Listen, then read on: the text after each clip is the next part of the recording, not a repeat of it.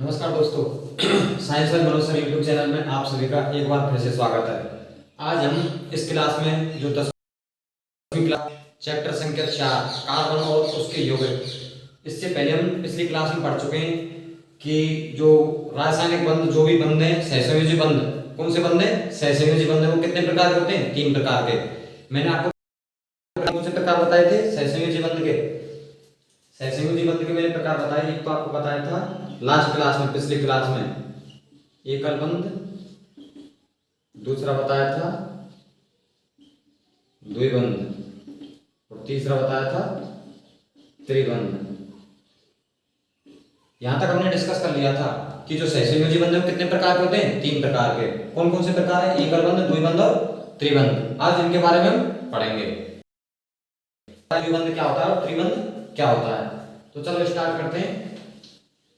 सबसे पहले हेडिंग डालते हैं एकल आबंध। सबसे पहले हेडिंग डालते हैं एकल आबंध।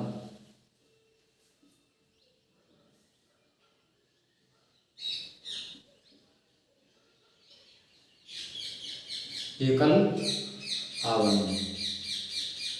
एकल आबंध की परिभाषा क्या होगी कि जब दो परमाणुओं के मध्य एक एक इलेक्ट्रॉन की साझेदारी होती है तो इस प्रकार बने बंध को कौन सा आबंध कहते हैं? एकल आबंध। कि जब दो परमाणुओं के मध्य जब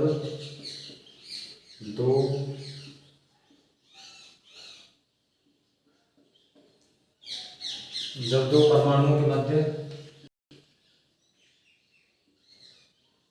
कितने कितने इलेक्ट्रॉन की साझेदारी होती है एकल बंध में? एक एक इलेक्ट्रॉन की। जब दो परमाणुओं के मध्य एक एक इलेक्ट्रॉन की साझेदारी होती है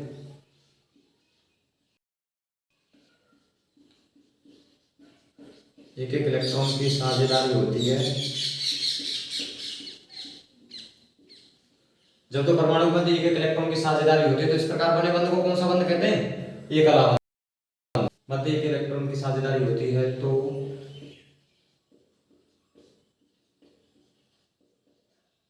इस प्रकार बने बंध को एकल आबंध कहते हैं।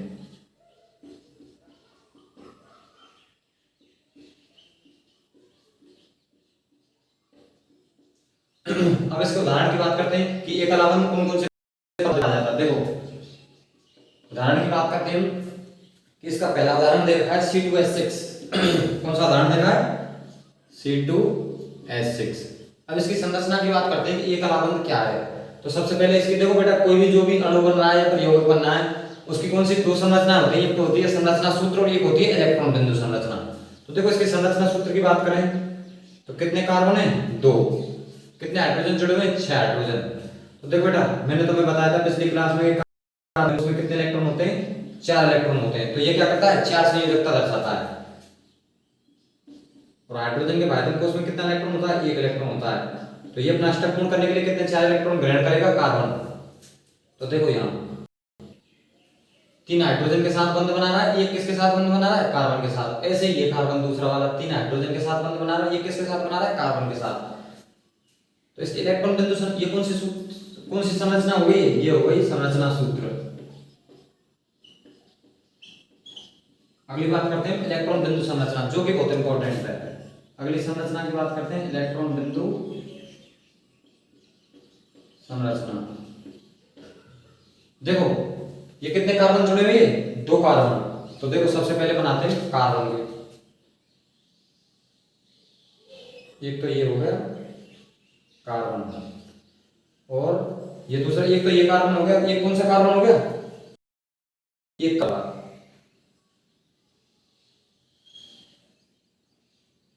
उसको बड़ा बनाते हैं थोड़ा सा। एक हो गया ये वाला कार्बन। तो देखो पहले वाले कार्बन से कितने परमाणु जुड़े हुए? 3 हाइड्रोजन परमाणु। एक हाइड्रोजन जुड़ गया, एक हाइड्रोजन जुड़ गया, एक हाइड्रोजन जुड़ गया। इधर भी कितने जुड़े हुए हैं हाइड्रोजन परमाणु? 3। एक हाइड्रोजन परमाणु, दूसरा हाइड्रोजन परमाणु, तीसरा हाइड्रोजन परमाणु। ये कौन सा है? हाइड्रोजन। ये भी कौन सा है? इसको थोड़ा बड़ा बना लेते हैं।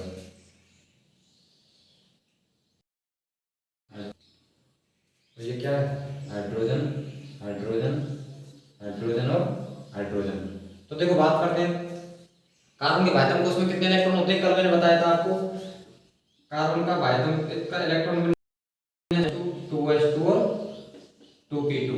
तो बाह्यतम कोश में कितने इलेक्ट्रॉन हो गए, 2 और 2 4। तो इसके बाह्यतम कोश में कितने इलेक्ट्रॉन, देखो 4 इलेक्ट्रॉन है। एक इलेक्ट्रॉन की साझेदारी इस हाइड्रोजन के साथ करता है, इस एक इलेक्ट्रॉन की इस हाइड्रोजन के साथ है, एक इलेक्ट्रॉन की इस हाइड्रोजन के साथ, कार्बन के साथ।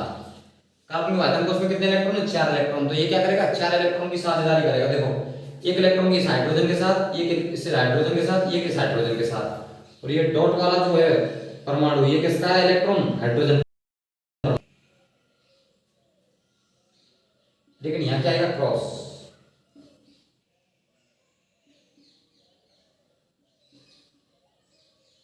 देखो बात करते हैं इस हाइड्रोजन का 1s1, इसके बाह्यतम कोश में कितना इलेक्ट्रॉन होता है, 1 इलेक्ट्रॉन। इसमें अधिकतम कितने इलेक्ट्रॉन आ सकते हैं स्ट्रक्चर में, 2। स्थायी होने के लिए कितने चाहिए, इसको 1 इलेक्ट्रॉन की क्या करेगा, ग्रहण करेगा। हाइड्रोजन क्या करेगा, एक इलेक्ट्रॉन की क्या करेगा, साझेदारी करेगा। इसके बाह्यतम कोश में 1 इलेक्ट्रॉन की साझेदारी कर लेगा तो इसका 1s2 पूर्ण कक्षक हो जाएगा। लेकिन यहाँ पर देखो इसमें कितने बाह्यतम कोश में कितने इलेक्ट्रॉन है, 4 इलेक्ट्रॉन। ये क्या करेगा, या तो 4 ग्रहण करेगा, त्यागेगा। लेकिन यहाँ क्या कराएगा, ये ना ग्रहण करेगा ना त्यागेगा। यहाँ क्या करेगा, सहसंयोजक बंध बनाएगा। कार्बन की क्या करेगा, साझेदारी। तो देखो कार्बन के बाह्यतम कोश में कितने इलेक्ट्रॉन हो गए, 2। सॉरी, हाइड्रोजन के बाह्यतम कोश में कितने इलेक्ट्रॉन हो गए, 2। इस हाइड्रोजन के 2, इस हाइड्रोजन के 2, इस हाइड्रोजन के 2, इस हाइड्रोजन के 2, इस हाइड्रोजन वाले के 2। कार्बन कितने इलेक्ट्रॉन हो गए टोटल, 2 4 6 और 8। इसका अष्टक पूर्ण हो गया। इस वाले कार्बन की बात करते हैं, देखो इस वाले की, तो 2 4 6 और 8, तो मतलब अष्टक पूर्ण हो गया। तो ये इसकी कैसी संरचना है बेटा, इलेक्ट्रॉन बिंदु संरचना। किसकी, C2H6 की।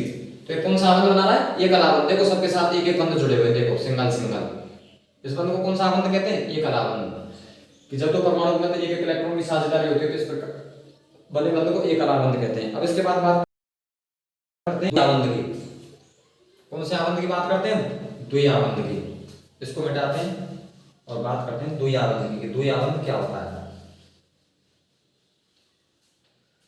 द्वि आबंध की परिभाषा लिखते हैं।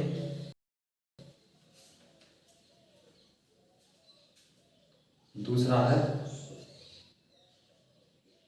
द्वि आबंध। इसकी परिभाषा लिखते हैं। यहां कितने कितने इलेक्ट्रॉन की साझेदारी होगी, 2 इलेक्ट्रॉन। द्वि आबंध में कितने कितने इलेक्ट्रॉन की साझेदारी होगी, 2 इलेक्ट्रॉन की साझेदारी होती है। के मध्य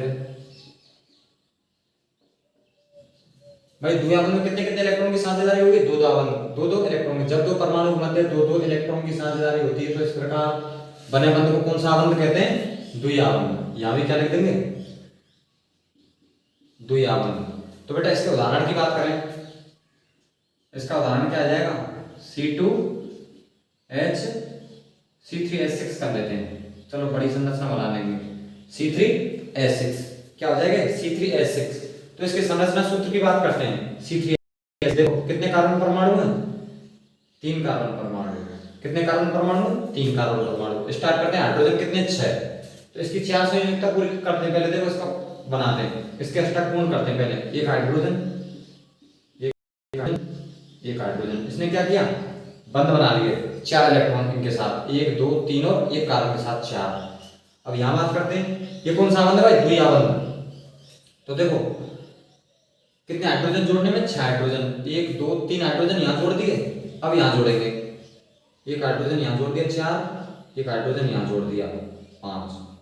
अब क्या करेंगे, यहां डबल बॉन्ड लग जाएगा और यहां कितने, एक हाइड्रोजन। अब देखो आप इस कार्बन के कितने इलेक्ट्रॉन हो गए, 2 यहां से और 2 यहां से, 4 कंप्लीट हो गए। इस कार्बन के देखो बेटा संयोजकता 8 कंप्लीट, 4 कंप्लीट हुई या नहीं हुई। देखो 2 यहां बंद बना लिए, एक यहां 3 और एक यहां 4। 4 बंद में कितने इलेक्ट्रॉन हो गए, 8 इलेक्ट्रॉन। यहां पर देखो 2 बंद, एक बंद 3 और एक बंद 4। प्रत्येक बंद में कितने इलेक्ट्रॉन होते हैं, इसमें सिंगल बंद में 2 इलेक्ट्रॉन होते हैं। 2 4 6 और 2 8 इलेक्ट्रॉन, मतलब इसका अष्टक पूर्ण। इस वाले कार्बन का देखते हैं, 2 और 2 4 इलेक्ट्रॉन यहां हुए, 2 इलेक्ट्रॉन यहां 6 और 2 यहां कितने हुए, 8। इसका भी अष्टक पूर्ण। इस कार्बन की बात करते हैं तो 4 ये बंद, तो 4 बंद में कितने इलेक्ट्रॉन हो गए, 8 इलेक्ट्रॉन। इसका भी अष्टक पूर्ण। ये कौन सी संरचना है, संरचना सूत्र है। ये कौन सा सूत्र हो गया? संरचना सूत्र। अब इसकी इलेक्ट्रॉन बिंदु संरचना की बात करते हैं। इसकी इलेक्ट्रॉन बिंदु संरचना किस प्रकार बनाएंगे? तो देखो कितने कार्बन परमाणु हुए? 3 कार्बन परमाणु। एक कार्बन परमाणु, दूसरा कार्बन परमाणु और तीसरा कार्बन परमाणु। इसमें क्या हुआ? पहले कौन सा बंध बन रहा है? कार्बन कार्बन के मध्य डबल बॉन्ड। चलो हम कार्बन की बात करते हैं। देखो ये जो कार्बन परमाणु है, कार्बन परमाणु बेटा 4 इलेक्ट्रॉन होते हैं। तो देखो 2 इलेक्ट्रॉन तो ये लिख दिए इस कार्बन के, 1 इलेक्ट्रॉन कहाँ लिख दिया? यहाँ लिख दिया। एक कहाँ लिख दिया? यहाँ लिख दिया।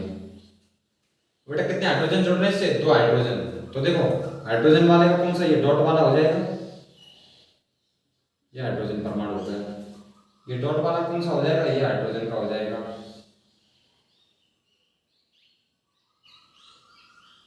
ये किसका हो गया? हाइड्रोजन का। कितने हाइड्रोजन जुड़ गए? 2। अब बात करते हैं किसकी? तो कितने हो गए? 2 4 6। तो बेटा ये क्या है? ये भी कार्बन परमाणु और ये भी क्या है? कार्बन परमाणु। 2 इलेक्ट्रॉन तो इसके ये इस वाले कार्बन को, 2 किसके? इस वाले कार्बन के। यहाँ डबल बॉन्ड बनेगा ना, तो कितने इलेक्ट्रॉन होंगे डबल बॉन्ड में? 2 इलेक्ट्रॉन में 2 बंध तो कहाँ? 2 इलेक्ट्रॉन तो कहाँ होंगे? ऊपर वाले बंध में, और 2 इलेक्ट्रॉन कहाँ होंगे? नीचे वाले बंध में। कितने इलेक्ट्रॉन हो गए? 4। तभी तो यहाँ कौन सा बंध बन रहा है? Double bond. मैंने आपको क्या बताया था कि जब 2 परमाणु के मध्य 2 इलेक्ट्रॉन की साझेदारी होती है, तो बेटा 2 इलेक्ट्रॉन तो कौन दे रहा है? ये वाला कार्बन। यहाँ से कितने कार्बन, कितने इलेक्ट्रॉन हो गए? 4 इलेक्ट्रॉन। अब बात करते हैं यहाँ कितना हाइड्रोजन जुड़ा हुआ है? 1। तो ये एक किसका हो गया? किसका? इस हाइड्रोजन का। ये क्रॉस वाला किसका है? कार्बन वाले का।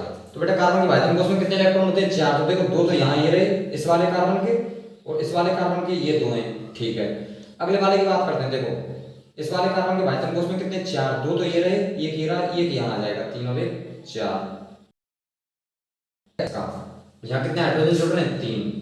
तो क्रॉस और डॉट ये हो गया हाइड्रोजन का, और डॉट और क्रॉस ये हो गया इस वाले हाइड्रोजन का, और डॉट और क्रॉस ये किसका हो गया? हाइड्रोजन का। अब देखो आप कितने हाइड्रोजन जुड़ गए? 1 2 3 4 5 6। कितना हाइड्रोजन चाहिए? 6 हाइड्रोजन जोड़ दिए। कार्बन कितने? 3। ये बड़े बड़े वाले गोले किसके? कार्बन के। यहाँ देखो यहाँ कौन सा बंध बन रहा है? Double bond. देखो 2 इलेक्ट्रॉन की साझेदारी हो रही है यहाँ पर। कितने कितने इलेक्ट्रॉन की? पहले वाले ये 2 वाले क्रॉस किसके हैं? इस वाले कार्बन के। नीचे वाले जो क्रॉस ये जो है ये किसके हैं? इस वाले कार्बन के। और ये ऊपर वाले ये इस वाले कार्बन के हैं। तो देखो 2 इलेक्ट्रॉन की साझेदारी, मैंने क्या बोला? जब 2 परमाणु के मध्य 2 इलेक्ट्रॉन की साझेदारी होती है तो इस प्रकार बने बंध को कौन सा बंध कहते हैं? द्विया बंध। अब इसके बाद बात करते हैं कि त्रिया बंध क्या होता है। त्रिया बंध क्या होता है? इन संरचना को मिटा रहा हूं, त्रिया बंध समझते हैं। त्रिया बंध देखते हैं।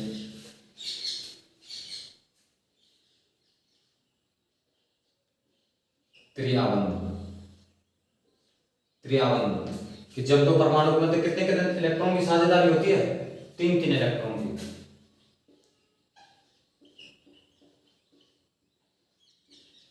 जब 2 परमाणु के मध्य 3 इलेक्ट्रॉन की साझेदारी होती है तो इस प्रकार बने बंध को कौन सा बंध कहते हैं? त्रिया बंध। यहां पर भी क्या करना है आपको? त्रिया बंध या ट्रिपल बॉन्ड। इंग्लिश में क्या बोलेंगे? ट्रिपल बॉन्ड, त्रिया बंध। और इसके यदि उदाहरण की बात करें तो इसका उदाहरण है C3H6। C3H6 तो इसका होगा C3H हो जाएगा C3H4 हो जाएगा। इसका क्या हो जाएगा? C3 और कितने हो जाएंगे? 4। C3H4 हो जाएगा। इनका बेटा एक सूत्र है, उनका क्या है थोड़ी देर बाद बताएंगे। देखो कैसे। एक तो होता है CnH2n+2, एक होता है CnH2, एक होता है CnH2n-2। देखो ये तो होता है किसका? एक अलाबंध वाले का एल्केन का, ये द्विआबंध वाले का एल्कीन का, और ये किसका होता है? एल्काइन का, त्रिआबंध वाले का CnH2n। जैसे यहाँ मैंने क्या लिखा है? कितना बताया था मैंने? C3H4। तो देखो n की संख्या कितनी है? 3। यहाँ क्या करते हैं? n की संख्या 3 रखते हैं। 2 × 3 - 2 C3H6 - 2 कितने हो जाएंगे? 6 में 2 गए तो 4 C3H4। ये किसका सूत्र निकला भाई? एल्काइन का। ये किसका सूत्र है? एल्काइन का। तो ये किसकी बात कर रहे हैं? त्रियाबंध वाले की, एल्काइन की। इनको बाद में बात करेंगे, इन सूत्रों के लिए बाद में बताएंगे आपको ना, इनको बाद में बताएंगे। थोड़ा आगे बढ़ते हैं। इसकी क्या करते हैं? पहले संरचना बनाते हैं, संरचना सूत्र बनाते हैं किसका? C3H4 का। कितने बंद के इलेक्ट्रॉन की साझेदारी होगी यहाँ पर भाई? 3-3 इलेक्ट्रॉन की। तो ये वाला कार्बन, एक ये वाला कार्बन, एक ये वाला कार्बन, कितने हो गए भाई? 3। हाइड्रोजन कितने? 4। तो सबसे पहले इसकी संयोजकता करते हैं पूरी। एक हाइड्रोजन, 2 हाइड्रोजन और 3 हाइड्रोजन और चौथा ये जुड़ गया। तो ये कार्बन वाला इसका अष्टक कोण हो गया। इसकी बात करते हैं, यहाँ कितने इलेक्ट्रॉन की साझेदारी होगी? 3-3 इलेक्ट्रॉन की। 3 और एक हाइड्रोजन जोड़ देते हैं यहाँ पर, 3 और 1 4। और यहाँ कितने हुए? 3 और 1 4। सबका कंप्लीट हो गया भाई। सबका संरचना के सूत्र के C3H4 का। अब इसके इलेक्ट्रॉन बिंदु संरचना की बात करते हैं। तो कार्बन के परमाणु कितने? 3 कार्बन के परमाणु। देखो, एक कार्बन परमाणु, 2 कार्बन परमाणु, 3 कार्बन परमाणु। बेटा इस कार्बन के कितने कितने इलेक्ट्रॉन का साझा हो रहा है यहाँ पर? यहाँ टोटल इतने कितने इलेक्ट्रॉन है? देखो, 2 इस वाले बंद में इलेक्ट्रॉन, 2 इस वाले में। देखो, एक इलेक्ट्रॉन इसका, एक इसका, एक इसका, एक इसका, एक इसका, इलेक्ट्रॉन हो गए टोटल 6 इलेक्ट्रॉन। तो कितने कितने की साझेदारी हो रही है? 3 इलेक्ट्रॉन इसके और 3 किसके? पड़ोसी वाले कार्बन के। कितने इलेक्ट्रॉन की साझेदारी होती है? मैंने अभी बताया कि 3-3 इलेक्ट्रॉन की साझेदारी होगी तो कौन सा बंध बनेगा? त्रिआवर्त। तो देखो बात करते हैं, इस वाले कार्बन के भाइतम कोष में कितने? 4। तो 3 इलेक्ट्रॉन तो ये रहे और चौथा कहाँ बेटा? चौथा यहाँ लिख दिया हमने, डॉट वाला। तो ये डॉट वाला किसका है? हाइड्रोजन का। तो इससे तो जुड़ गया एक हाइड्रोजन। देखो जुड़ रहा है कि नहीं जुड़ रहा? एक वाला हाइड्रोजन ये जोड़ दिया। अब देखो उस दूसरे वाले कार्बन की बात करते हैं, इस वाले कार्बन की। इसके कितने इलेक्ट्रॉन भाई? कितने भाइतम कोष में इसके कितने इलेक्ट्रॉन होंगे? 4 इलेक्ट्रॉन। तो 3 तो इसके पड़ोस वाले कार्बन से बंध बना लेगा ये। एक इलेक्ट्रॉन कहाँ काम आएगा बेटा? इस वाले कार्बन के साथ बंध बनाने में। एक इलेक्ट्रॉन का साझा कहाँ होगा? यहाँ पर। इस कार्बन के देखो 4 इलेक्ट्रॉन हुए कि नहीं हुए? 3 ये रहे और एक कहाँ रहा? ये रहा। अब इस वाले कार्बन के 4 इलेक्ट्रॉन की बात करते हैं। एक तो ये रहा, एक ये रहा और एक ये रहा हाइड्रोजन के साथ और एक ये रहा। तो देखो तीनों कार्बन की बात करते हैं। पहले वाले कार्बन पहले वाले कार्बन के एक क्रॉस ये रहा, 3 क्रॉस ये रहा। ये तो किसका? पहले वाले कार्बन के हो गए 4 भाइतम कोष वाले। दूसरे वाले कार्बन की बात करते हैं तो 3 ये रहे और एक ये रहा, 4 इस वाले कार्बन के हो गए भाइतम कोष के इलेक्ट्रॉन।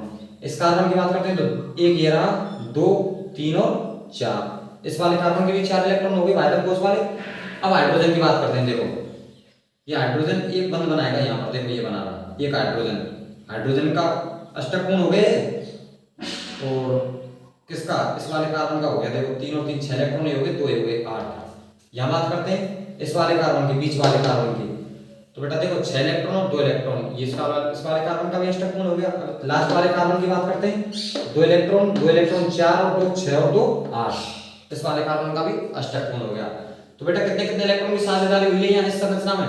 3-3 इलेक्ट्रॉन की। 3 इलेक्ट्रॉन इस वाले कार्बन के, 3 इलेक्ट्रॉन इस वाले कार्बन के। तो जब तो परमाणु के मध्य 3-3 इलेक्ट्रॉन की साझेदारी होती है तो इस प्रकार बने बंध को कौन सा बंध कहते हैं? तो ये त्रिआवर्त का सूत्र है। और ये कौन क्या है? इसकी इलेक्ट्रॉन बिंदु संरचना। ये इसके क्या उदाहरण? ये संरचना सूत्र है और ये क्या है? इलेक्ट्रॉन बिंदु संरचना। इसके बाद बात करते हैं कि सहसंयोजी यौगिक कहते किसे हैं? सहसंयोजी यौगिक की परिभाषा क्या होती है? तो चलो बात करते हैं सहसंयोजी यौगिक की परिभाषा। अब बात करते हैं सहसंयोजी यौगिक की परिभाषा। सहसंयोजी यौगिक की परिभाषा होती है कि ऐसे यौगिक जिनके परमाणु के मध्य सहसंयोजी आबंध पाया जाता है। सहसंयोजी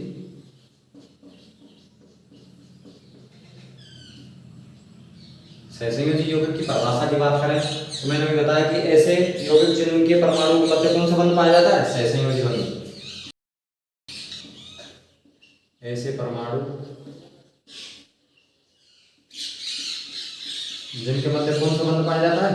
सहसंयोजी। जिनके मध्य सहसंयोजी आबंध पाया जाता है।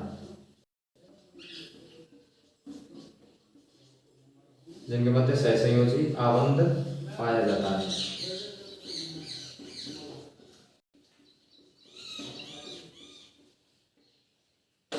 ऐसे परमाणु जिनके मध्य कौन सा बंध पाया जाता है? सहसंयोजी बंध। ऐसे यौगिक जिनमें परमाणु मध्य, ऐसे यौगिक जिनमें यहाँ पर ऐसे परमाणु जिनके मध्य कौन सा बंध पाया जाता है? सहसंयोजी बंध पाया जाता है। कौन से यौगिक कहलाते हैं? सहसंयोजी यौगिक।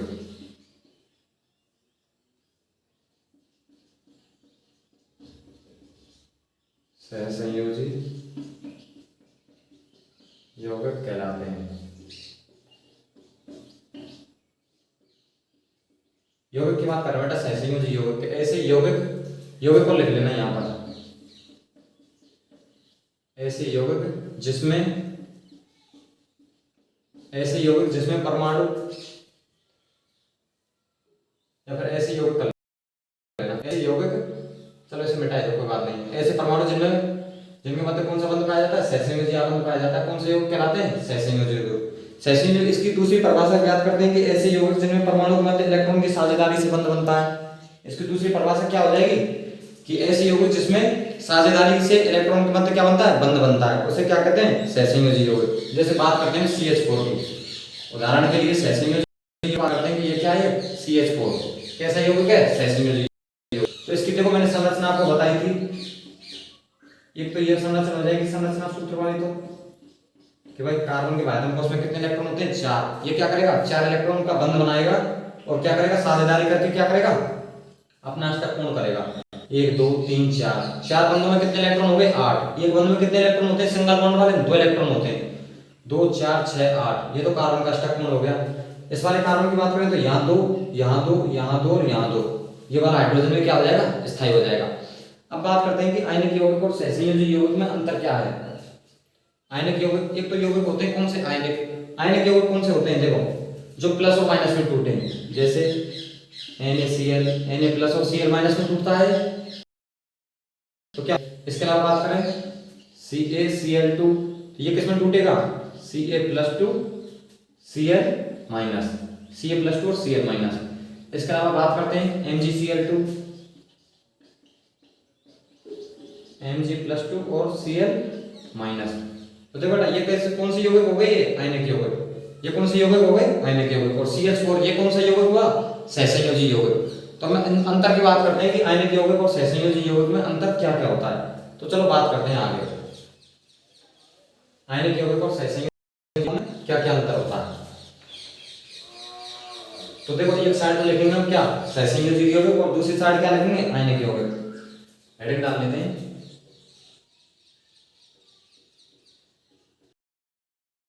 आयनिक यौगिक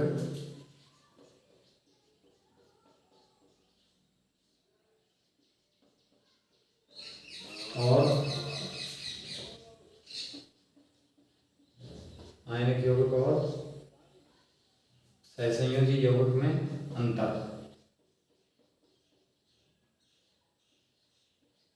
आयनिक यौगिक और सहसंयोजी यौगिक में अंतर।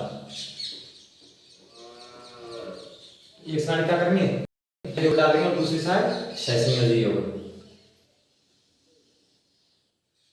इधर तो कौन से यौगिक हो जाएंगे भाई?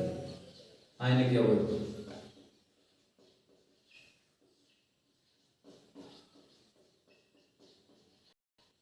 इधर कौन सी यौगिक हो जाएंगे?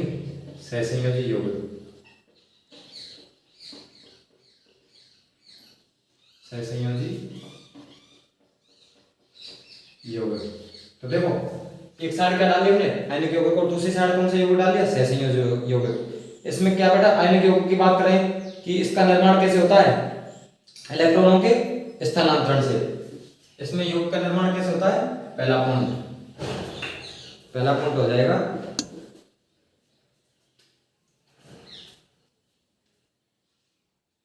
इलेक्ट्रॉन के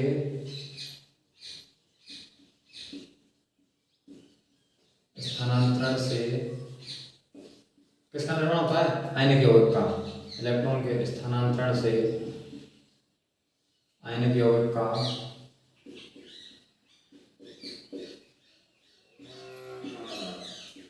निर्माण होता है।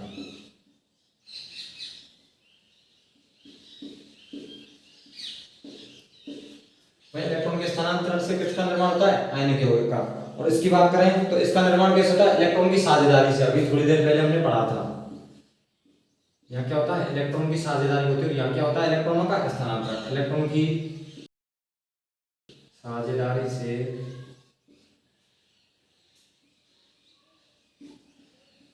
सहसंयोजी यौगिकों का निर्माण होता है। का निर्माण होता है। देखो बेटा, यहाँ क्या होगा? इलेक्ट्रॉन का स्थानांतरण होगा। जो भी आयन बनेंगे तो वहां क्या होगा? आयन किससे बनेंगे? या तो आयन का बनते थे, या तो कोई इलेक्ट्रॉन ग्रहण करता है कोई परमाणु, या फिर क्या करता है? इलेक्ट्रॉन त्यागता है। या तो ग्रहण करेगा या फिर क्या करेगा? त्यागेगा। तब क्या आएगा उसमें? आयन। तो यहाँ यदि बेटा आयन आएगा तो देखो इलेक्ट्रॉन ग्रहण करेगा, त्याग करेगा, तब क्या होगा? इलेक्ट्रॉन का स्थानांतरण होगा, नहीं हुआ? इलेक्ट्रॉन के स्थानांतरण में किसका? इलेक्ट्रॉन की साझेदारी से कौन से यौगिक बनेंगे? सहसंयोजी यौगिक। यदि बात करें ये जो होते हैं आयनिक यौगिक, ये कैसे होते हैं? कठोर। कैसे होते हैं? हार्ड, कठोर तथा भंगुर प्रकृति कौन सी होती है? भंगुर प्रकृति ऐसी होती है कि जैसे कोई भी यौगिक है या फिर जो भी यौगिक है ये भंगुर प्रकृति के, उनको क्या बेटा पकड़ के यदि हम मोड़ेंगे तो क्या होगा? टूट जाएंगे। क्या होंगे बेटा? टूट जाएंगे। तो इसको बोलते हैं भंगुर। ये कठोर तथा ये कैसे होते हैं भाई? कौन से यौगिक? आयनिक यौगिक। ये कठोर तथा कैसे होते हैं? भंगुर होते हैं। और लेकिन सहसंयोजक आवर्त कैसे होते हैं? ये कम कठोर होते हैं। ये कैसे होते हैं? कम कठोर इसकी तुलना में। ये कम कठोर होते हैं। ये कैसे होते हैं? कम कठोर। लेकिन बेटा इसमें ये अपवाद है। हीरा। हीरा कैसा यौगिक है? सहसंयोजी यौगिक। हीरा कैसा यौगिक है? सहसंयोजी यौगिक। लेकिन वो कैसा होता है? कठोर। तो कोष्टक में क्या लिख देंगे? हीरे को छोड़कर। क्या लिख देंगे? हीरे को छोड़कर। अगले पॉइंट की बात करते हैं तो ये क्या होता है? ठोस अवस्था में कैसे होंगे? विद्युत के कुचालक। ये ठोस अवस्था में आयनिक यौगिक ठोस अवस्था में कैसे होते हैं? विद्युत के कुचालक। क्यों होते हैं ठोस अवस्था में विद्युत के कुचालक? क्योंकि इनमें क्या है? कोई भी मुक्त इलेक्ट्रॉन नहीं पाया जाता। ये ठोस अवस्था में विद्युत के कुचालक तथा द्रव अवस्था में या फिर जलीय विलयन में क्या बोल सकते हैं? दोनों चीज बोल सकते हैं। या तो विलयन बोल सकते हैं या फिर द्रव अवस्था। विद्युत के कुचालक तथा द्रव अवस्था या विलयन में, द्रव अवस्था या विलयन में विद्युत के कैसे होंगे? सुचालक। सुचालक क्यों होंगे? क्योंकि इनमें क्या होगा? मुक्त इलेक्ट्रॉन पाए जाएंगे। विद्युत के यदि बेटा सुचालक विलयन कौन सा होगा? कि जब इसके इलेक्ट्रॉन कौन सी अवस्था होंगे? विलयन होंगे। क्या होगा? इसमें मुक्त इलेक्ट्रॉन पाए जाएंगे। तथा द्रव अवस्था या विलयन में विद्युत के सुचालक होते हैं। विद्युत के कैसे होंगे? सुचालक। आसानी से विद्युत का क्या करेंगे? प्रवाह। विद्युत के सुचालक होते हैं भाई। विद्युत के सुचालक होंगे क्योंकि जब ये द्रव अवस्था में या विलयन में अवस्था में होंगे तो क्या होगा? मुक्त इलेक्ट्रॉन पाए जाएंगे। और जब मुक्त इलेक्ट्रॉन पाए जाएंगे तो क्या होगा? ये विद्युत के क्या कहेंगे? होंगे सुचालक। लेकिन ये कैसे होते हैं? ये विद्युत के कैसे होते हैं बेटा? कुचालक होते हैं। ये विद्युत के कुचालक होते हैं। ये विद्युत के कैसे होते हैं? कुचालक। लेकिन इसमें भी एक अपवाद है। क्या? कि जो बेटा ये जो सहसंयोजी ग्रेफाइट आपने सुना होगा, कार्बन के अपर होते हैं हीरा, ग्रेफाइट और फुलरिन। तो हीरा जो होता है बेटा ये कठोर होता है। और सभी सहसंयोजी यौगिक कैसे होते हैं? कम कठोर। ये जो होता है विद्युत के कुचालक होते हैं। लेकिन इसमें एक अपवाद है कि जो ग्रेफाइट होता है वो क्या होता है? विद्युत का सुचालक। तो कोष्टक लिख देंगे ग्रेफाइट को छोड़कर। ग्रेफाइट को छोड़कर। ग्रेफाइट को छोड़कर विद्युत के कैसे होंगे? सभी कुचालक। और एक लास्ट पॉइंट की बात कर लेते हैं कि इनके गलनांक तथा क्वथनांक कैसे होंगे भाई? जहां आयनों का निर्माण उसके गलनांक और क्वथनांक कैसे होंगे? उच्च होंगे। तो इसकी बात कर लेते हैं कि इसके गलनांक, आयनिक यौगिकों के गलनांक तथा क्वथनांक आप लोगों को पता ही होगा। आगे गलनांक क्या होता है, क्वथनांक क्या होता है। तो बेटा गलनांक क्या होता है कि ऐसा कोई पदार्थ जो ठोस अवस्था से किस अवस्था में बदले? द्रव अवस्था में। तो वो कौन सा बिंदु कहलाएगा? गलनांक बिंदु। जब कोई पदार्थ को ठोस अवस्था से द्रव अवस्था में बदलने के लिए जितनी ऊर्जा की आवश्यकता होती है क्या कहेंगे? गलनांक। और क्वथनांक क्या कहेंगे? कि ऐसा कोई बिंदु या फिर किसी द्रव पदार्थ को गैस में बदलने के लिए जैसे जितनी ऊष्मा ऊर्जा की आवश्यकता होती है वो क्या कहलाती है, क्वथनांक बिंदु। क्यों, या फिर जो भी कोई द्रव पदार्थ है वो कितने कौन से टेम्परेचर पर जाके क्या होगा, उबलेगा, वो क्या बोला बिंदु कहलाएगा, क्वथनांक बिंदु। तो इसके गलनांक तथा क्वथनांक कैसे होते हैं, आयनिक यौगिकों के उच्च होते हैं, हाई होते हैं। इसके गलनांक एवं क्वथनांक कैसे होते हैं, देखो इसके गलनांक और क्वथनांक कैसे हो जाएंगे, उच्च हो जाएंगे। और इसके गलनांक और क्वथनांक 4 नंबर पॉइंट, इसके गलनांक तथा क्वथनांक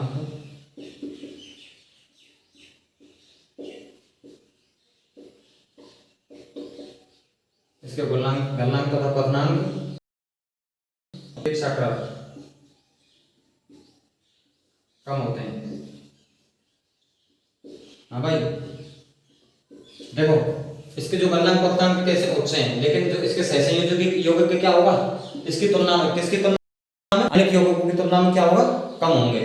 सहसंयोजी यौगिकों के गलनांक तथा क्वथनांक कम होंगे किसकी तुलना में, आयनिक यौगिकों की तुलना में। अब यदि बात करें कि आयनिक यौगिक कौन कौन से होते हैं, उदाहरण की बात करें एग्जांपल की, तो एक हो जाएगा NaCl, एक हो जाएगा KCl, एक हो जाएगा NaOH, सभी क्या बेटा है, आयनिक यौगिक है।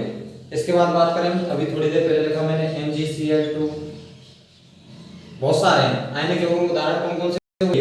और सहसंयोजी यौगिक इसके उदाहरण तुम तभी से लिख रहे हैं, तभी से देख रहे हैं कि CH4 हो गया, H2 हो गया, O2 हो गया, CH4 O2 N2 H2, कौन से यौगिक हो गए, सहसंयोजी यौगिक।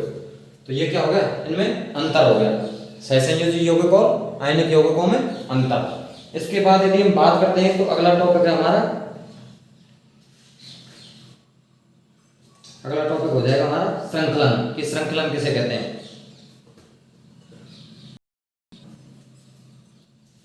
इसको लिख लो यहां तक, इसके बाद अगले टॉपिक पर बढ़ते हैं, एक टॉपिक और पढ़ लेते हैं कि श्रृंखलन क्या होता है।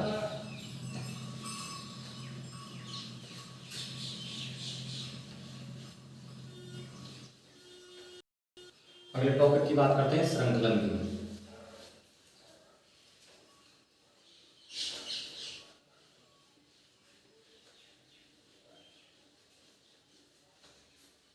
अगला टॉपिक है एक श्रृंखलन, कार्बन में कार्बन के अन्य परमाणुओं तथा, चलो पहले हेडिंग डाल लेते हैं, श्रृंखलन।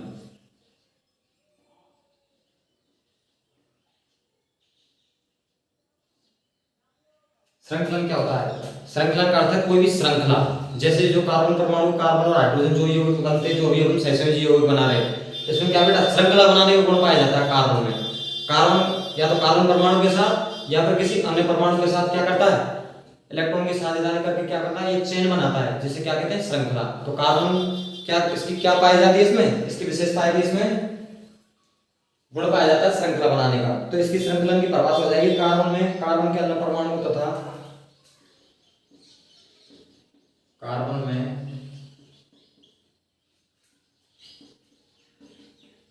कार्बन या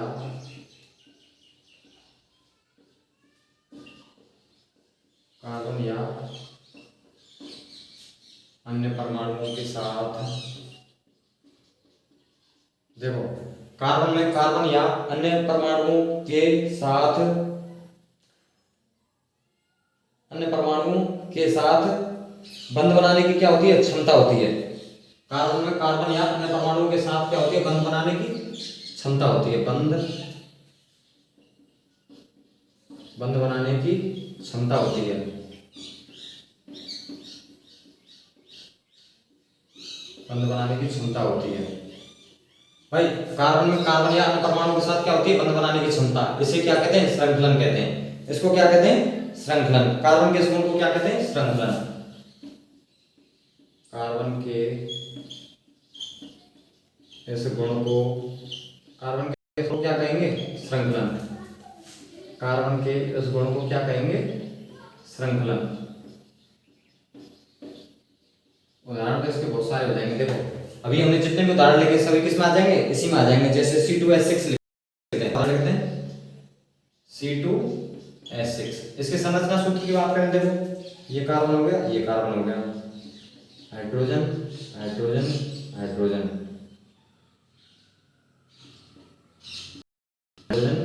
ये हाइड्रोजन और ये हाइड्रोजन, क्या हो गया C2H6। इसके अलावा बात करें यहाँ पर इसे कैसे लिख सकते हैं, CH3 सिंगल बॉन्ड CH3।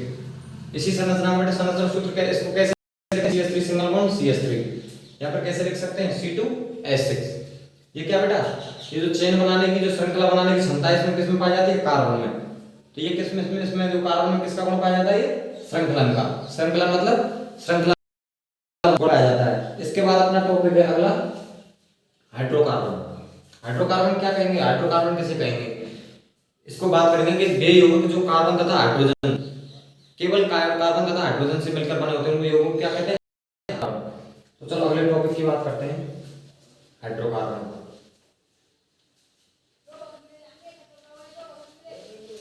अगला टॉपिक है आपका हाइड्रोकार्बन कि बे कार्बन के यौगिक जिनमें केवल कार्बन तथा हाइड्रोजन पाए जाते हैं।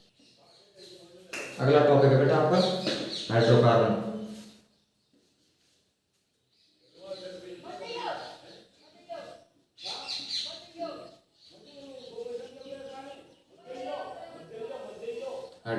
हाइड्रोकार्बन किसे कहेंगे कि बे यौगिक जो केवल किससे, कार्बन तथा हाइड्रोजन से मिलकर बने होते हैं, कि बे कार्बन यौगिक जिनमें केवल कार्बन एवं हाइड्रोजन पाया जाता है। कुछ भी कह लो कि बे कार्बनिक यौगिक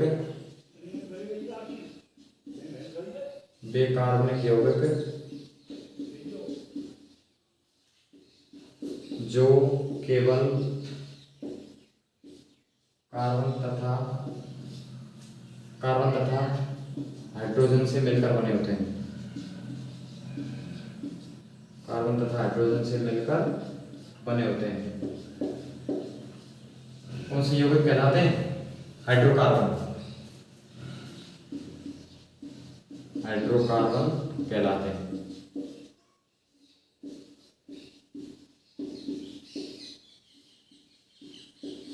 वे यौगिक जो कार्बन तथा हाइड्रोजन से मिलकर बने होते हैं क्या कहलाते हैं, हाइड्रोकार्बन।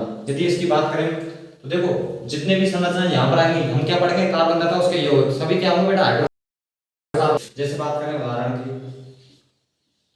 CH4 C2H4 C3H8 या बात करें या फिर C3H6 या फिर बात करें C2H2, कितने जितने भी यौगिक हैं क्या बेटा, हाइड्रोकार्बन। ये क्या, carbon hydrogen carbon hydrogen carbon hydrogen hydrogen कि बे कार्बनिक यौगिक जो केवल कार्बन तथा हाइड्रोजन से मिलकर बने होते हैं कौन से यौगिक कहलाते हैं, हाइड्रोकार्बन कहलाते हैं।